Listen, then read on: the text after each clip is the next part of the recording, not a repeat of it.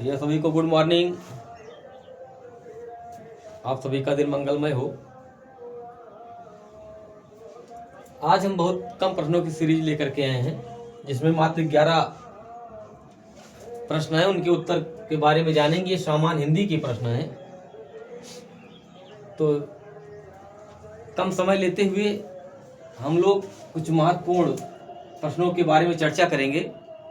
जैसे देखते हैं, नागरिक प्रचारणी सभा की स्थापना कब और कहाँ हुई? इस सभा की स्थापना 1893 ईस्वी में 1893 ईस्वी में काशी में हुई। अगला देखते हैं, पृथ्वीराज की आंखें के रचनाकार कौन हैं? तो इसके रचनाकार डॉक्टर राम कुमार वर्मा हैं। डॉक्टर राम कुमार वर्मा पृथ्वीराज की आंखें के रचनाकार हैं। लोकदेव नेहरू किसकी रचना? लोकदेव नेहरू किसकी रचना है? तो ये रचना रामधारी सिंह दिनकर।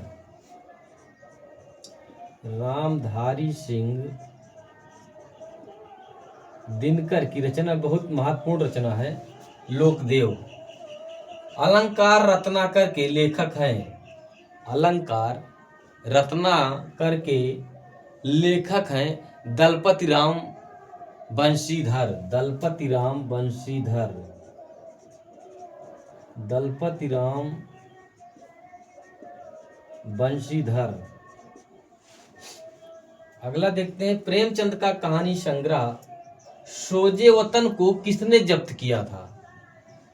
बहुत ही इंपॉर्टेंट प्रश्न है ये कि प्रेमचंद का कहानी संग्रह सोजे वतन को किसने जब्त किया? तो इसको जो है अंग्रेजी सरकार, ब्रिटिश सरकार ने इसको जब्त कर लिया था। अंग्रेजी सरकार, अंग्रेजी सरकार ने इसको जब्त कर लिया था। पीताम्बर में कौन सा समास होगा? पीताम्बर में बहुव्रीहि समास होगा।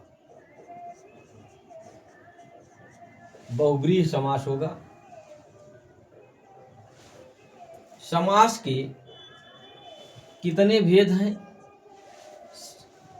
6। इसकी एक ट्रिक है याद करने की।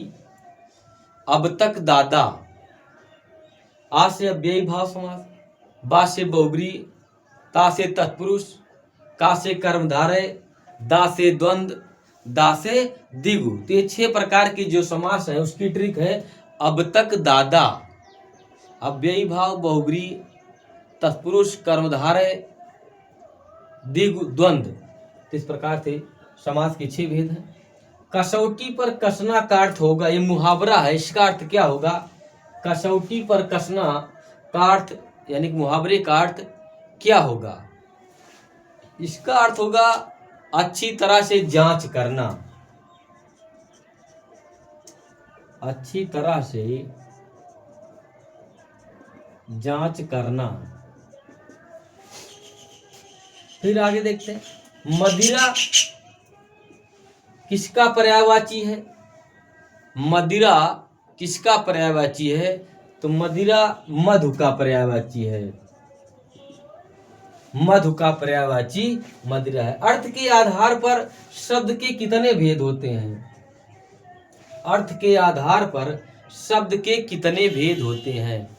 तो अर्थ के आधार पर शब्द के 2 भेद होते हैं। 2 भेद होते हैं। जैसे नंबर 1 सार्थक शब्द, सार्थक शब्द। नंबर 2 निरर्थक शब्द, निरर्थक शब्द। शून्य किसका पर्यायवाची है? शून्य किसका पर्यायवाची है? तो शून्य आकाश का पर्यायवाची है। आकाश का पर्यायवाची है। शून्य आकाश का पर्यायवाची है। इसकी और पर्यायवाची जैसे गगन हुआ, नभ हुआ, अंबर, व्योम, अनंत, अंतरिक्ष आदि जो है शून्य के पर्यायवाची माने जाते हैं। इस प्रकार सामान्य हिंदी के बहुत कम क्वेश्चन आज की वीडियो में बताए गए आप लोगों को। ये लेकिन परीक्षा की दृष्टि से बहुत महत्वपूर्ण है, इसको आप जरूर पढ़िए, क्योंकि इसमें से बहुत ऐसे क्वेश्चन हैं जो अनेक बार प्रतियोगी परीक्षाओं में पूछे गए हैं। इसी को ध्यान में रखते हुए ऐसे प्रश्नों का चयन किया गया है।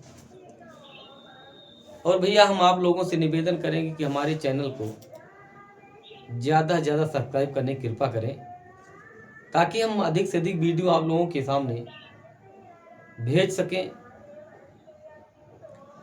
लाइक शेयर जरूर कर दीजिएगा, क्योंकि इसमें पैसा तो लगना नहीं है, सिर्फ आप अपनी अंगुली का सिर्फ एक बार अपने मोबाइल में प्रयोग करना है बस, कि अंगुली से सिर्फ आप तो टच वाली मोबाइल सबके पास एंड्रॉइड फोन रहता है, ये भी नहीं है कि बटन दाबना भी नहीं, सिर्फ छू लेना है बस। तो हम आप लोगों से निवेदन करेंगे कि लाइक शेयर सब्सक्राइब जरूर करिए। यदि आप हमारे चैनल को लाइक शेयर सब्सक्राइब करते हैं तो हमारे लिए बहुत बड़ी बात होगी। आपके लिए छोटी बात होगी, लेकिन हमारे लिए ये बहुत बड़ी बात होगी। इसीलिए हम आप लोगों से निवेदन कर रहे हैं कि जो बात आप लोगों के लिए बहुत छोटी हो, या कोई भी बात किसी के लिए बहुत छोटी बात हो और किसी दूसरे के लिए बहुत बड़ी बात हो, तो उसको कर देने में शायद कोई हानि नहीं है, यानी उस कार्य को करने में कोई हानि नहीं है। तो भैया निवेदन करेंगे, बार बार रिक्वेस्ट करेंगे आप लोगों से कि हमारे चैनल को लाइक शेयर सब्सक्राइब जरूर करिए। तो आज की वीडियो में सिर्फ इतना ही सामान्य हिंदी के बहुत महत्वपूर्ण क्वेश्चन। अगले वीडियो में आप लोगों का ऐसे ही इम्पोर्टेंट क्वेश्चन को लेकर के फिर उपस्थित होंगे। तब तक के लिए धन्यवाद।